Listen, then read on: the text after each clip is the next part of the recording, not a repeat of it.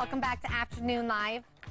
Do you struggle with making decisions? Do you second guess your choices? Well, our next guest has trained military leaders to be decisive and is here to help us. We welcome 26-year veteran with the U.S. Air Force and executive coach, Dr. Mike Smith is with us today. Thank you so much for joining us, Dr. Smith.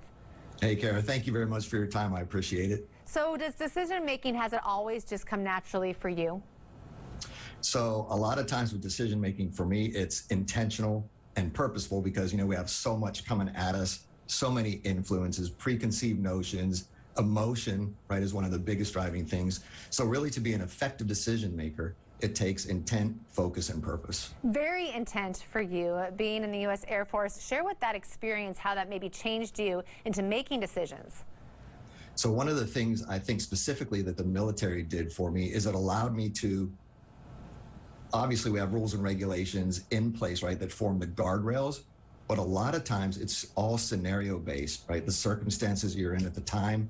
And one of the important things is to have freedom and flexibility as a leader to make decisions, but also create your own guardrails so you don't kick the can down the road, act on emotion, and so on and so forth. Such like huge things, right? I mean, you're making big, major decisions when a lot of people like me, I can't even go to a restaurant and decide very easily. So do the same kind of tips kind of play into role whether you're making those big decisions or those little minute ones? Absolutely, just to different degrees.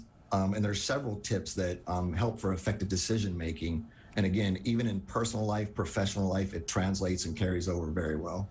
Yeah, and I really like your tips today because you can really, they're tangible, all of them. The first one is to apply probability to your decision making. Share what that means. So basically, when we're talking about applying probability to decision making, that really means just raising our own awareness around all the events that could possibly come up while we're headed down that road of any particular decision that we're making. And that really does two things for us. When we're aware of all the events that could happen, it kind of opens our mind so we don't stay locked in. And then it also allows us and gives us permission to ourselves to pivot and course correct if we need to change our way of thinking and go down a different path. See, I hear that and I kind of get a little more stressed out about the decision because it makes me overthink, perhaps, right? And so what do you do when you're an overthinker in that situation?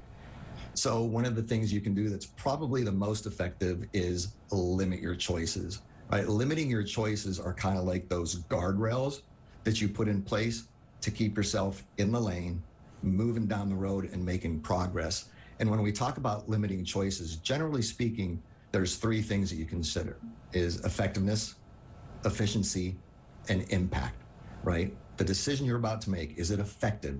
Is it going to serve and help others? Is it efficient? Are you doing it the best way possible with the resources, the time, and the money that you have?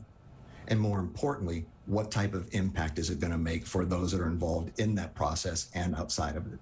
Would you say to create that big list and then limit it down, or come up with your good, solid first three things and cut it off? So that's a really good question, Kara.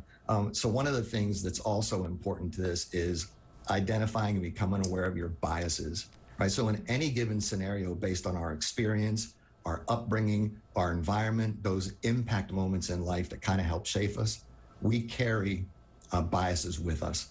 So a lot of times when we hear a certain topic, we're asked to make a decision on a certain subject, right away, kind of almost by autopilot, those biases creep into our subconscious and already we're starting to go down that road. But if you're aware of your biases, you know, bring in that probability that we talked about, and then limit your choices again by starting with that bigger list, because you don't want to close yourself out when it comes to decision making. Because the flip side of that coin is if you get too focused and too narrow, you could miss that one little opportunity to make a critical decision that could give you huge dividends in return. So starting with the bigger and going down just like an hourglass where the sand goes right through. Can you give an example of being aware of your biases? Yeah, actually, so this one was kind of one that I had to really become aware of when I first made the transition. I mean, you can imagine 26 years in the Air Force, where you have all those rules, the regulations, the guidance, the attention to detail, the teamwork, then moving into and making the transition to corporate America in the civilian life. So for me, I had mentors that helped me along the way. So my transition was really smooth. So in my mind, my bias would be, hey, transitioning from military life to civilian life, piece of cake, good to go. That is not the case for a lot of people because certain things could be missing. They may not have those mentors. So if I were to approach someone that was struggling with that transition, and if I were to take the attitude like, come on, really? What are you talking about? Like the transition is really easy. That would be very detrimental, not only to me, right, as a leader, but also to that person. And to be aware of that is that's just a whole nother skill. You know, your next step is to improve your predictions through objectivity. What does that mean? Yes. So looking at things through the lens of objective reality versus delusion, right? So a lot of times in the absence of information, you know, we tend to paint our own pictures in our mind. Mm-hmm. Sometimes it could be dramatic. It could be a little bit bigger than we really think it is.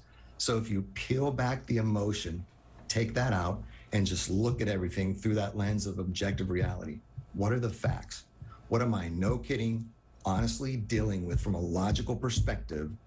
That's really going to help you make a much more informed decision based on logic versus emotion, because you know, we all know emotion can cloud judgment. It's great for motivation, but it can cloud judgment. It definitely can. You know, I think that's a big one to teach as a parent as well, and noticing that in your kids and having them recognize that. I know that you're a dad. Have you ever come across that with your kids or trying to help them make decisions?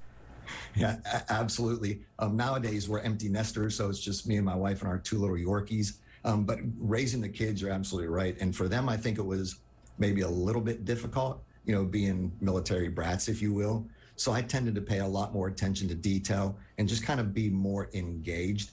And, you know, depending on where you live and the times, I mean, there could be a lot of things that influence and try to drag kids away from, you know, focus and go down different paths. So remembering these kind of tips and applying them to your kids and just talking to them, like explaining the why. You know, don't be so quick to say, well, just do it because I said so, right? Attach a why to it so there's deeper emotional meaning and a connection. Okay, you're talking about that with the kids. With the Thunderbirds, you're not explaining any why probably with those decisions. Can you share about that experience with the Air Force and the Thunderbirds? Yes. So the Air Force and the Thunderbirds, that was the best job I ever had, I have to say.